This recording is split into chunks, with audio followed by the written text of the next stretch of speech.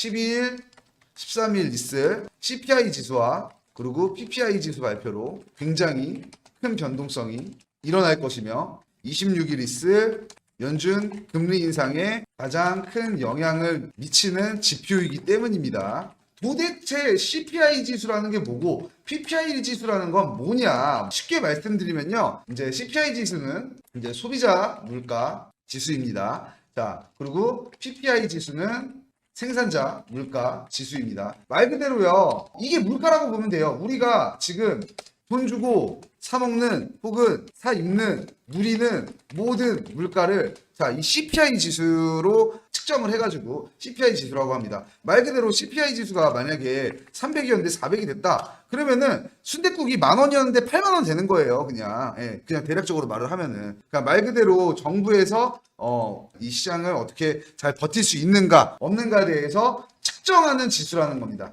당연히 그렇기 때문에 CPI 지수가 높으면요 금리 인상을 강력하게 해야 합니다. 그렇기 때문에 이 금리 인상, 그 연준에서 혹은 뭐 한은에서도 마찬가지고 CPI 지수를 보고 이 금리 인상을 한다는 거죠. 그리고 PPI 지수는 어떤 거냐면 생산자 물가 지수라는 겁니다. 자, 생산자 물가 지수에는 어떤 게 있냐면요. 이 생산자가 이 아까 말씀드렸던 이 순댓국을 한 그릇 내놓기 위해서 들어가는 물가라는 거죠. 뭐 순대도 있겠고, 뭐 들깨가루도 있겠고, 뭐 일해주시는 아주머니도 있겠고. 자, 생산자 물가 지수는 뭐 전체적으로 뭐 원자재, 그리고 운송비, 그리고 보관비, 그리고 임금, 직원들의 임금, 거기다가 이제 세금까지 뭐 이런 것들을 도합적으로 측정해 놓은 지수를 말한다. PPI 지수가 높아지면 당연히 CPI 지수도 높아지고 금리 인상 되는 거죠. 근데 이게 PPI 지수가 빡세게 높아졌다라고 하면 CPI 지수도 빡세게 높아질 거고 그리고 금리 인상도 빡세게 되는 거겠죠. 이번 고용지표에서 발표한 게 뭐라고 하냐면 임금 상승률이 4%가 늘어났다라고 말을 합니다. 임금 상승률이 4%가 늘어났다는 건 원가가 4% 늘어났다는 거고 이 생산자들 우리가 뭔가를 살 때 이 원가가 4% 늘어나면 당연히 우리가 살 수 있는 이 가격이 최소한 4%는 늘어나야지 손해를 안 보잖아요. 임금 상승률이 4%가 늘어나면요. 당연히 소비자 가격도 4%가 늘어나야 된다는 겁니다. 그럼 결과적으로 이게 무슨 말이죠? 물가가 올랐다라는 겁니다. 물가가 올라는 거는 그 금리 인상을 해야 되고 이 금리 인상이 당장 26일 날 진행이 됩니다. 그러면은 자 당장 26일 날 우리가 0.25bp를 예상을 하고 있는데 이 0.25bp 까지밖에 안 올랐다고 해도 추가적으로 이번 연도에 3번, 4번의 금리 인상이 있을 수가 있는 거고 아니면 더 나아가서 내년, 내후년 자, 이 인플레이션이 안 잡혔다는 거예요. 결과적으로는.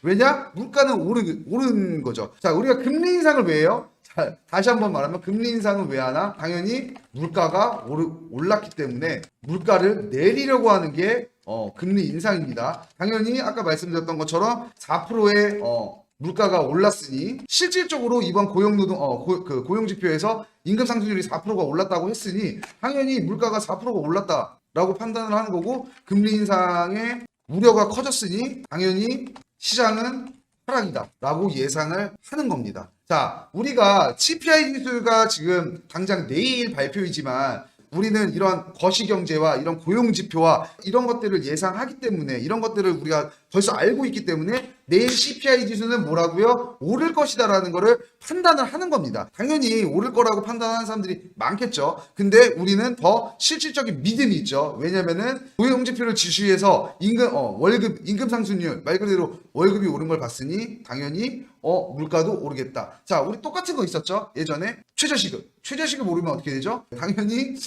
가격들이 오르죠. 그거 난리 났었죠 예전에. 예. 당연히 임금 상승률이 오르면 물가가 오르는 건 당연한 공식입니다. 이거는 큰 확률로 내일 시장이 하락을 할 것이다. 이 CPI 지수 발표 그리고 PPI 지수 발표가 시장에 영향을 주는 이유는 아까 제가 말씀드렸던 그런 이유들 때문이고 금리 인상을 촉진하는 그리고 긴축 우려를 그리고 금리 인상을 결정하는 중요한 지표이기 때문이고 우리는 그 전에 고용 지표를 보고 CPI 지수를 예상할 수 있다.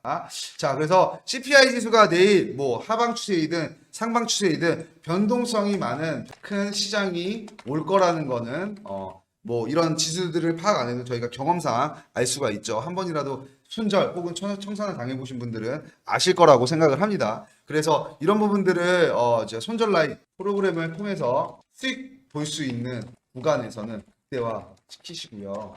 그리고 손실 보는 구간에서는 최소화 시키는 것을 권장드리겠습니다. 자, 우리 저희 비트패스 투자자분들은요. 자, 우리가 먹을 때는 최대한 이쪽에서 보고 내려갈 때는 한 이쪽에서 끊자고요. 이쪽에서. 여기를 기준으로 했을 때 한 이쪽에서 끊자고요. 이쪽에서. 여기까지 가지 말고 여기까지도 가지 말고 자, 어느 정도 수익 나면은 자, 수익률 그리고 얘가 떨어진다. 마이너스 최소화 마이너스 뭐 1% 뭐 혹은 2% 혹은 3% 수익은 극대화할 수 있는 그런 어떤 보조 도구가 돼 가지고 손절가 적용하시는 걸 추천드리겠습니다. 자, 내일은 꼭 손절가 적용하셔서 거래하시는 걸 추천드릴게요. 1시간 넘게 또 제 얘기를 또 들어주셔서 너무나 감사합니다.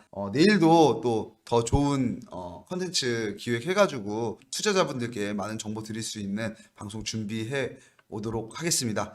오늘도 시청해주셔서 너무 감사합니다. 저는 지금까지 코인 자동매매 프로그램 비트패스의 최용이사였습니다. 감사합니다.